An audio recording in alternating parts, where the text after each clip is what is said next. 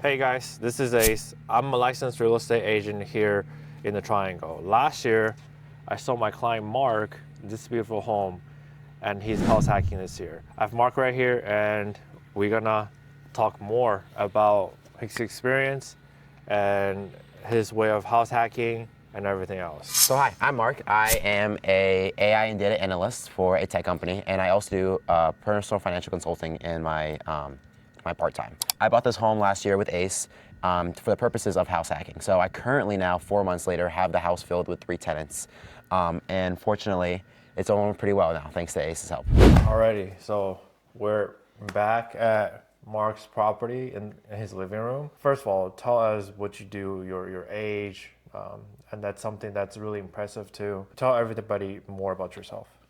Yeah, sure. So I was in college when I first contacted Ace. So I was in my senior year, and I had already known that I am really big into finance. And then I already knew that one of the big aspects of being financially successful is ownership. So I figured, okay, I know that by the end of 2025, and this was literally when I was in college, 2024, that I wanted to, instead of pay my rent, I wanted to own a property and hopefully have tenants. The goal was to have tenants and to hopefully cover that mortgage, right? And make my rental price smaller than if I was renting a 1-bedroom apartment somewhere.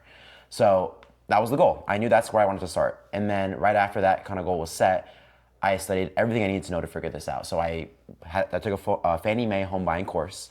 I called tons of real estate agents and tons of lenders. And how I found them, I just looked up online in Raleigh, North Carolina, because I knew that's where I was going to go because of AI, actually. Fun fact, but that's a story for another time. And then I called all the agents and asked them every question I could ask them. You know, where do I start? What did you do? If I were how would I make this goal possible? You know, if I want to do X, Y, and Z, what do you recommend, right? And I went through that process for every single agent. So it was a lot of repetition, but it was a lot of trying to narrow out who was the person I was going to work with, because I knew that I wasn't going to figure out every single thing before that time that came to, purchasing a home. So I was like, I need to lean heavily on somebody who knows what they're doing and can help me out the most. So I really put my bets on the person rather than rather than myself, frankly enough. And then one thing led to another. I figured out as much as I knew and leaned heavily on making sure that I understood what was going on through every single part of the process. So that meant the lender, that meant the attorney, that meant the inspectors, that meant the home, how it cash flowed, whether I'd get a tenant or not, with the neighbor, everything. Every single question I could ask, he had it from me, right? I made sure I knew it. Yeah, we did talk. I remember the first time we were on the phone. We were on the phone for about an hour. Yeah, he asked me a lot of questions on house hacking, the buying process, very thorough. It's like he had a list of questions that's already, he at the very beginning he knew what he wanted. He know his timeline all figured out, his budget, and he was already talking to 2 or 3 lenders at the time. He really tried to use all the information, not to take advantage, but to equip himself and to protect himself from any potential issues or mistakes. And he eventually chose me to be his agent. At first we toured a ton of properties. We toured close to 20 homes virtually, and we found something that we liked in a different neighborhood, but the price was a little too firm on their side. Like I told him, if the price works, everything would be a great deal.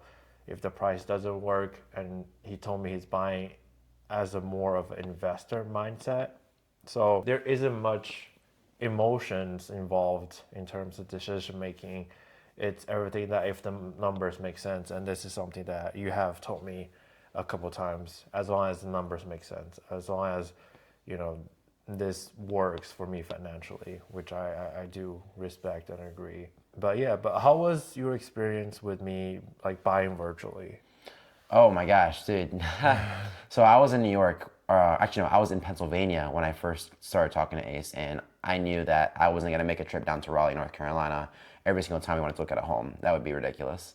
And I knew if I did that, that I would be limited to only whatever we looked at when I was there. So if we looked for 1 week or 3 days, then the next week something else better came up. I was like, I'm not gonna get to drive down again. So we knew we had to get comfortable with doing virtual tours.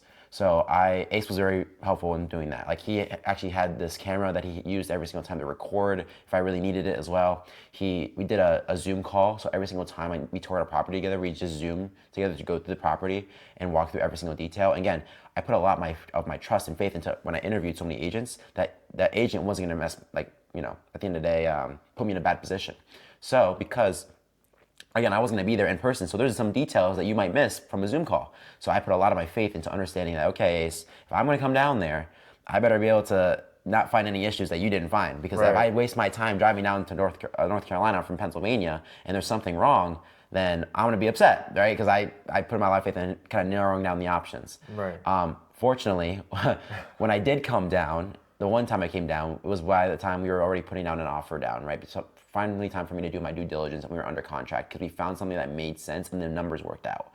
And then when I came down, I was able to tour the place, and everything pretty much checked out exactly almost how I described it. Like he always pointed out the inconsistencies of, like, there is maybe this thing that maybe need a little bit of repair, whatever the case may be, but something minute enough where I'm like, I won't care, it won't break the deal, right? So again, all going back to the idea that I put a lot of faith into the person, so I didn't waste my time.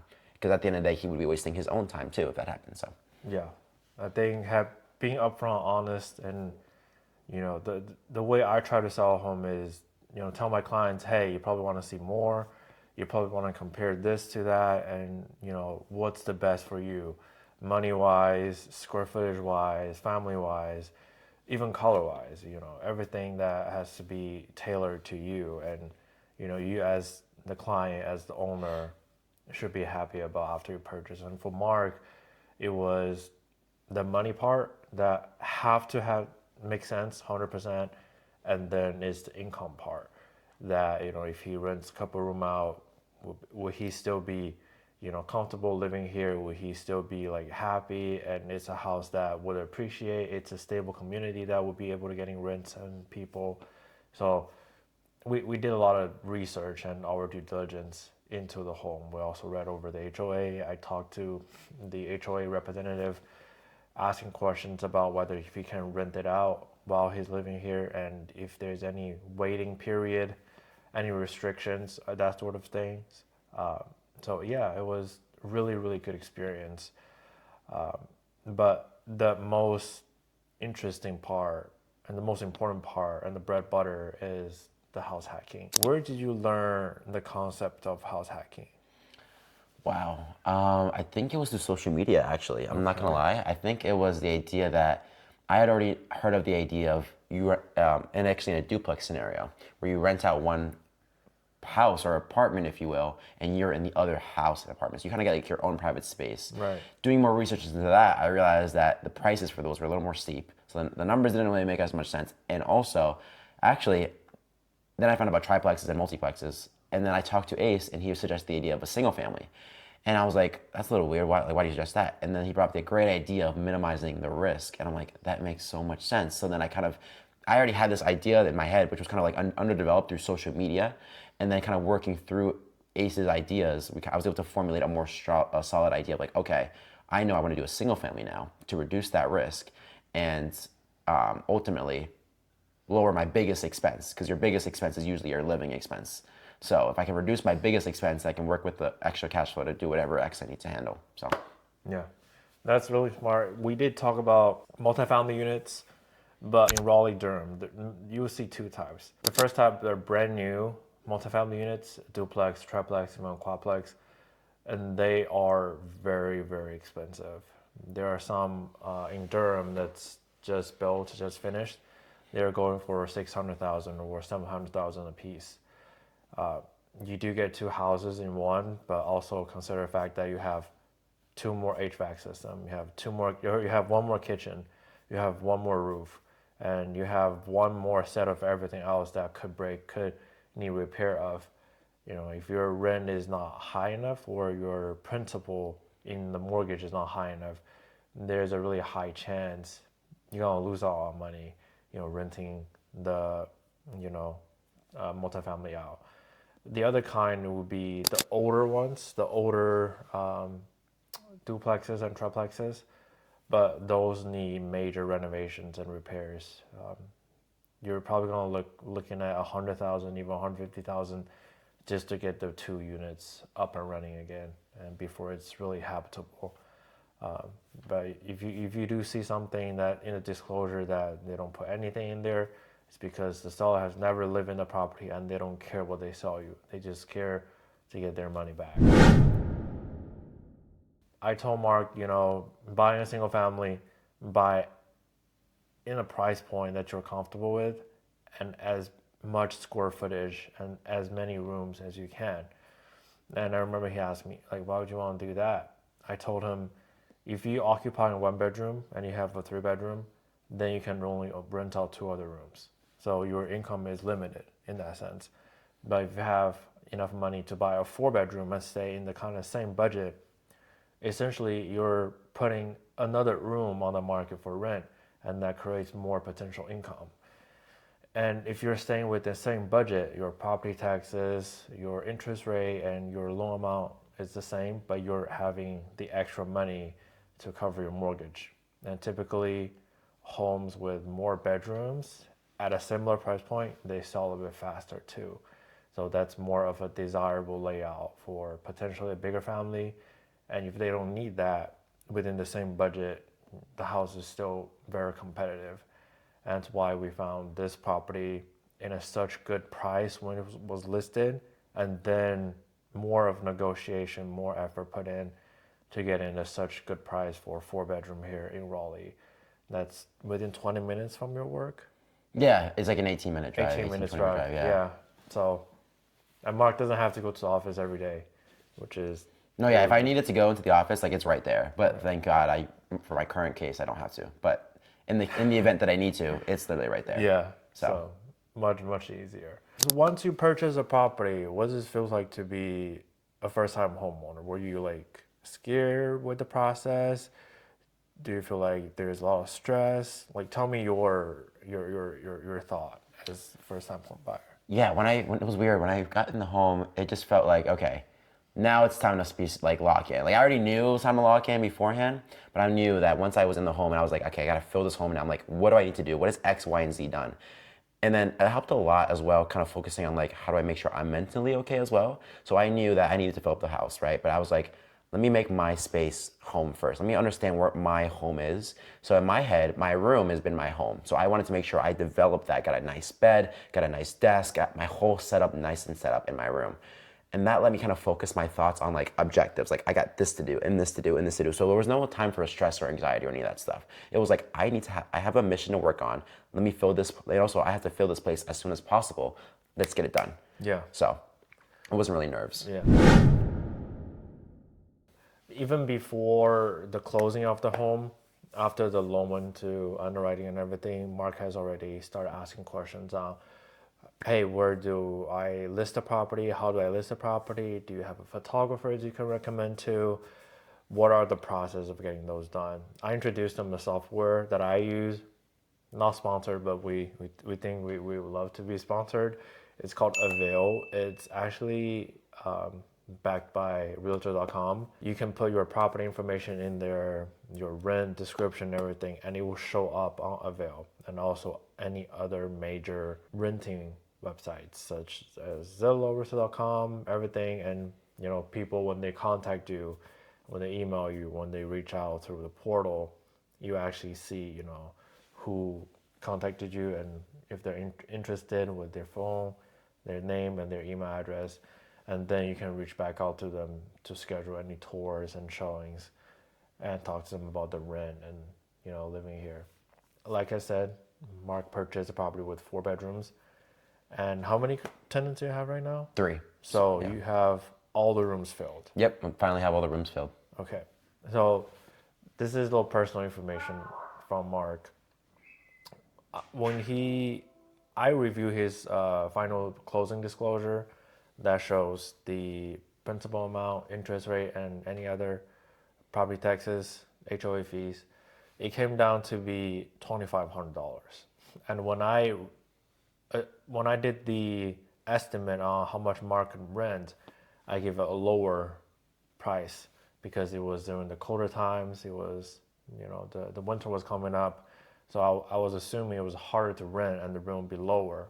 But Mark found 3 tenants, fill up all the rooms, and he's occupying the primary. How much you're getting from your rooms each month? So from the smallest room, I'm getting around 800. 800. From the second one, I'm getting 850, and the third, I'm getting 950. So that's coming around. My math's checking out at 2,600. Okay, $2,600. And before utilities and everything, his mortgage is not even $2,600 a month. So he's essentially possibly flowing money in the house, and he has a place to live, stay for free. And mind you, if you're financed, your payment contains your property taxes, so you don't have to do that calculation separately. So he's also paying his property taxes, his utilities, all the lawn maintenance, yard maintenance, insurance, everything included, and he's living for free now. How impressive is that? And he just told me because if he's doing all this and renting out the other rooms, and he has extra cash flowing inside, and he's just started his own, social media channels and social media website, and he's just getting some views too, and it's really good. Tell me a little bit more of your channel and what you want to do with it, and who are the people you're trying to, help. Right. So kind of taking a back step, because the passion is finance, right, and personal finance, and helping people kind of optimize their financial cash flow, if you will, because I'm really big on efficiency. So I studied mechanical engineering in college, right, as you know. I also had minors in business, math, computer science, communications, and AI. Yep. I kind of know how to take a system and to use it the best in my favor, hence the house hacking, right? So with the financial consulting, I basically help individuals optimize their finances and get on the right track, retirees, retirement plan, and also estate plan, and then small business owners kind of figure out their exit strategies and also understand like worst case scenarios, like how do we protect ourselves basically. And then I figured, okay, this is the business. This is what I want to work on. How do I find people, right? And also optimize my time, because that's the thing. I want to be efficient. So instead of doing a bunch of outreach, constantly cold calls, whatever the case may be, instead of having to always do referrals or word of mouth, how do I get them coming to me? So I have no idea what I'm doing in terms of social media, but I knew that I had been way too comfortable recently. So I was like, I need to fix this. So let's try to get a system working for me. I started social media 1st of January. Actually, that's not true. I started social media last year, but I was half-assing it. I was doing it, but I wasn't doing it how I wasn't committing to it. This year, January 1st, I'm committed to content creation because I want to be able to reach people. I know that I have information that will help people change their lives. I just need to find those people. So I started social media. So if you follow me, it's on Mark Guzman Lizarazo, MarkGuzman Lizarazo. I think on YouTube there's an extra O. But regardless, all the social media platforms posting content that will not only showcase who I am as an individual, but also showcase the value that I bring to the table, right? So it's been going well so far. I've been very happy. So of course, it's very interesting with content creation. You trigger a different part of your brain that you never really think about before, right? Like there's constant, like every day, like I'm trying to be efficient, trying to be strategic, right? But with content creation, there's a lot more creativity involved. It's not as systematic as you want it to be. But there is ways to make it systematic. So that's been the unique part. To think of it in that lens, and it's been helpful in my own self. But it's been going well, and we'll see where it brings me. But awesome. What was the hardest part, the biggest challenge in buying a home, and the biggest challenge in house hacking? I'd say learning all the different terms and what mattered the most. Like for example, when it came to finding the right lender, I had to figure out what every single itemized item on the lender cost was and what it meant. And they were doing estimates. What did that mean? I didn't know any of this stuff. So learning every single individual part was for every aspect. That's just the lender, right? Then understanding the housing, what the different words meant for that. Like there's just so much different pieces to learn. Like the inspectors, what kind of inspector do you need? What do I look for? Like obtaining the information, that was the hard part because you don't know what you're looking for. If you already knew what you're looking for, it's a whole different story. But when you don't have any idea what questions to ask, it's a hard place to be in. Right. So that was the hard part when it comes to buying the home. I guess the hardest, right? There's other things as well, but that was the hardest, is knowing what to ask. And then the second hard, or what to look for. And the second hardest thing for in terms of not the second hardest, for answer your second question in terms of what was the hardest thing about house hacking. Yeah.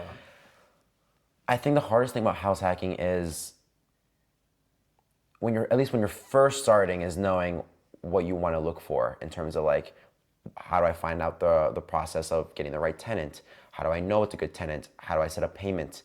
But luckily, Avail kind of answered a lot of those questions. I would say it's the hardest part about being a landlord, but it can be prevented, is making sure that you find tenants that will respect your property like you respect it, and will make sure they understand that you're treating this like a business, not like you're a roommate, if that makes sense. Yeah. That would be like the hardest part. But to be honest with you, like once you have the house, it gets a lot easier. I'm gonna be honest. Like the house was the most extreme, most time up front.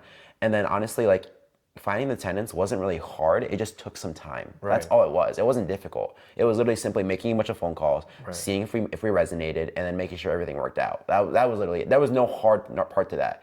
I knew what I wanted to look for in the tenant, and I knew that was not difficult at all. It was more like, how do I understand? How do I get them to respect this place like a business? Right.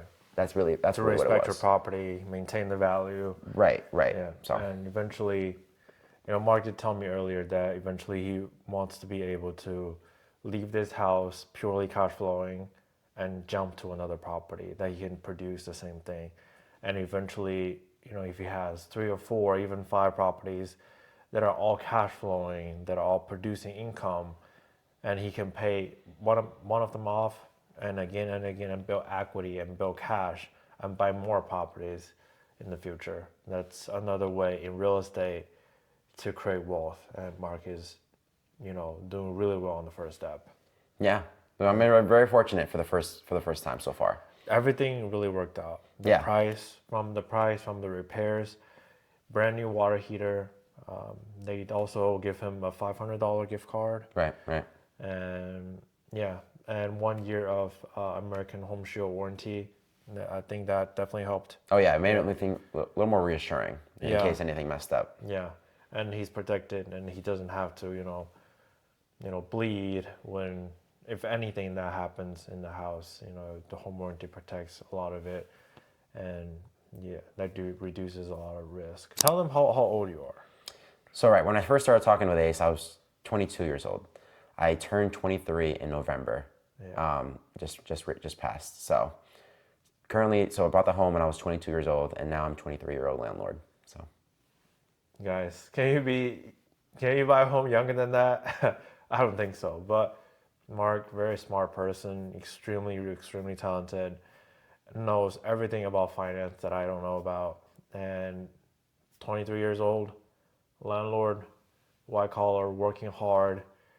Yeah, I can't wait to help him again to buy another property. Tell them what's the most beneficial thing that you did, like for house hacking. That's like a really important thing that people overlook. I'd say the most important thing when it comes to house hacking, two things. One is you have to create demand. So I knew when I was renting out the rooms that it might be hard to get people to understand that, okay, I'm setting the price, so I had to make sure I don't undersell myself. How I don't undersell myself, I play the game. I had to say, okay, what's your budget look like, right? Like what are you kind of expecting to kind of look for in a property? Like, are you looking for something like 800, 700, 900? What has been the market like for you?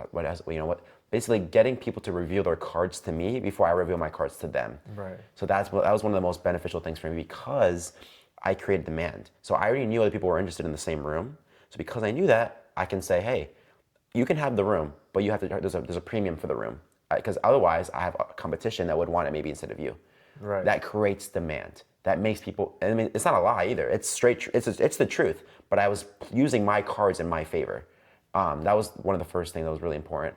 And the second thing that was really important is making sure that you really screen the tenant, that you really know who it is you're getting in your house, and what will they at any point, are they financially comfortable? Are they going to be relying on you to save them, or are they surviving on their own without having to worry about anything else?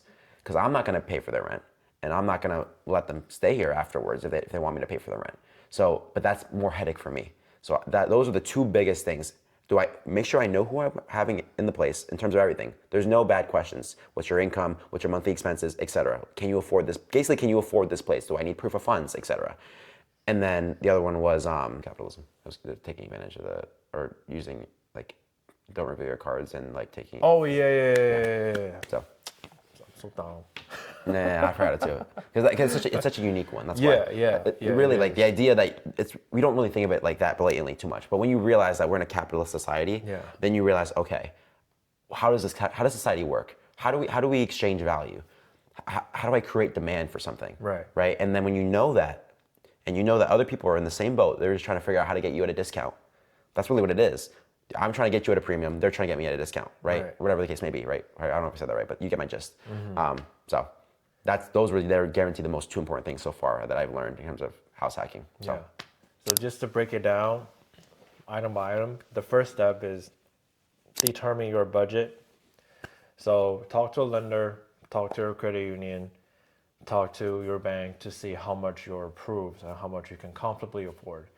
For example, if you're approved for $500,000, maybe factor into your personal lifestyle, how much money you're gonna spend on a monthly basis, and then maybe don't go for the highest amount and buy a home that's 500,000 on the top at the cap.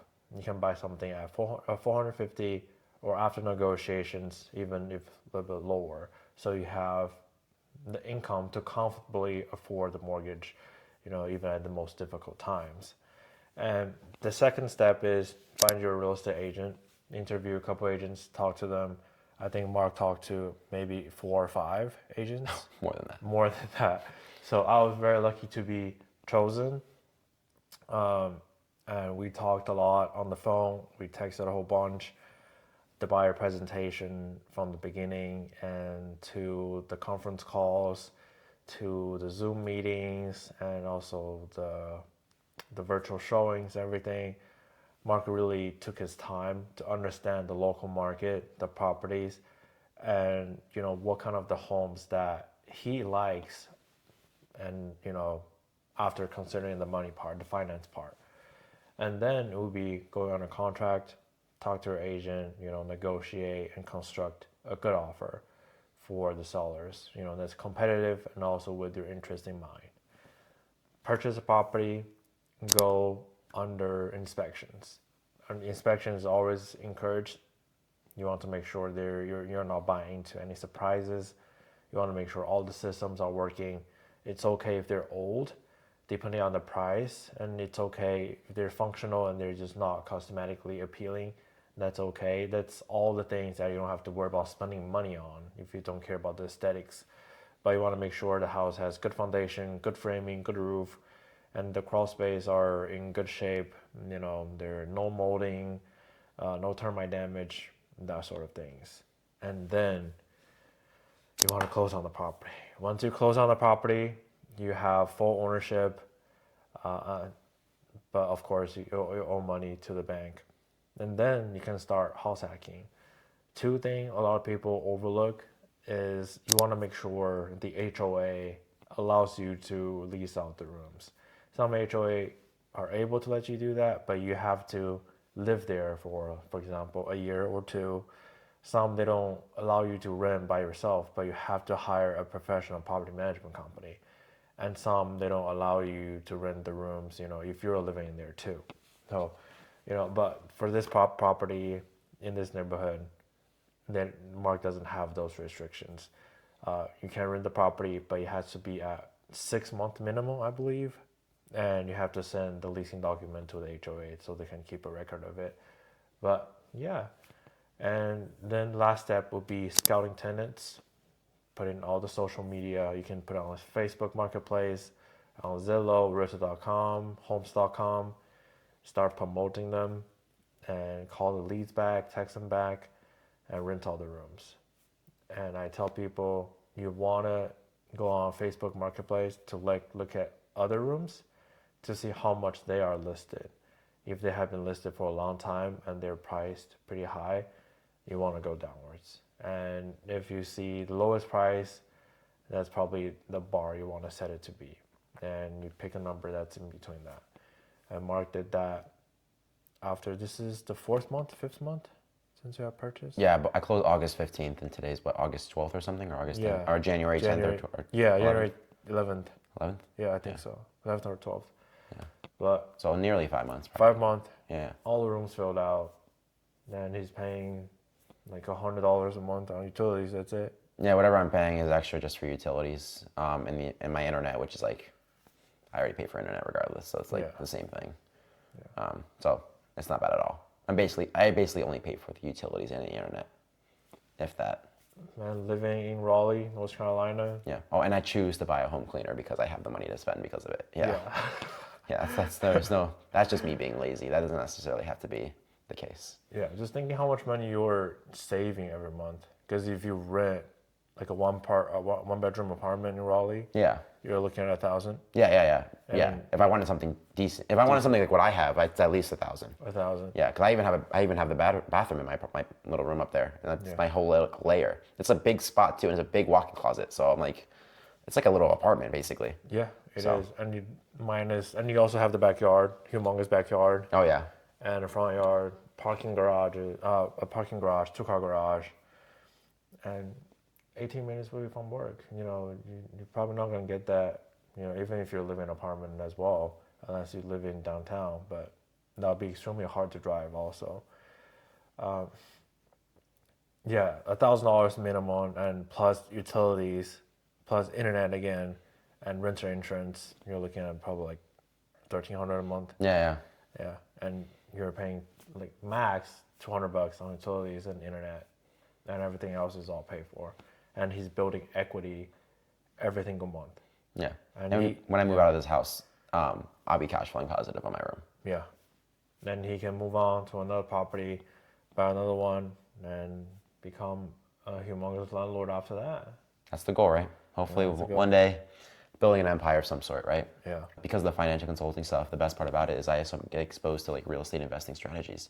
Okay. Like I even told you about, like where you don't necessarily only utilize the bank. So if you have an investor who wants to utilize more of their own assets, you can actually leverage against your own asset to purchase property. Yeah. And that way you're cash flowing not only through your property, but you're also borrowing against yourself. Yeah. So that's one thing that Mark also does. yeah, we help people do that basically through our financial stuff. Yeah. Do you have license for insurance? Life insurance? That's one of my licenses. Yeah. Yeah. Tell them everything about your business, like your licenses, what you do, what services you can provide. Basically, what we do is we help people get basically financially aligned with their values and beliefs. So maybe you value having more control, more predictability, more stability, right? Maybe you want to make sure that you're not on the cookie cutter edge if something happened, God forbid, with the stock market. We're more focused on financial protection and wealth protection. That's kind of what we focus on, and we help real estate investors also utilize certain systems to basically leverage their own assets to purchase more assets. That way they're not only cash flowing on their assets that they're purchasing, but they're reducing their risk because they're borrowing against themselves, not using an outsourced lender. What else do? We also work with small business owners. With small business owners, we understand how to basically reduce their taxable income by basically putting more money back into their pocket, not through adding more expenses, but through certain strategies that will reduce their taxable income and get them to that QBI deduction. For those that are small business owners, you may or may not know about QBI deductions. And then for retirees, we also help review their retirement plans and making sure that they'll never have to go back to work again, basically. That's all that, if anything goes across this video is that what I do is basically protecting individuals to make sure that their money works for them how they want it to work for them. And they never have to worry about working again as long as their plan is set in place. That's the purpose of what I do. So, and that came from being a first-gen immigrant, right? My parents immigrated from Ecuador and Colombia, so I was born in New York, but my parents didn't know anything about finances. Right. Nobody in my family really prepared themselves for retirement other than relying on Social Security. So I made it a purpose once I understood how the systems worked to make it my passion, to make that what I work on. To understand the system and to utilize the system for his benefit and to create wealth and to win the social game. Basically, yeah. Basically, understand what the system we live in and how do we beat it? How do we beat the game? Yeah. And that's my specialty. Or to lose the least. Yeah, exactly. How to Yeah. beat exactly how to win the most or lose the least, if you Yeah. will. Because Yeah. yeah, and that goes to a whole other thing. So Yeah. But yeah, I'm Ace and I sell homes. If you need anything in the triangle, here's my contact information and feel free to give me a call or text me. And this is Mark, my great client and a good friend of me. And this is contact information if you need all of the services that he just mentioned to you. Please give him a call or email him. Thank you guys so much for spending your time here, and I'll talk to you guys soon. Thank you.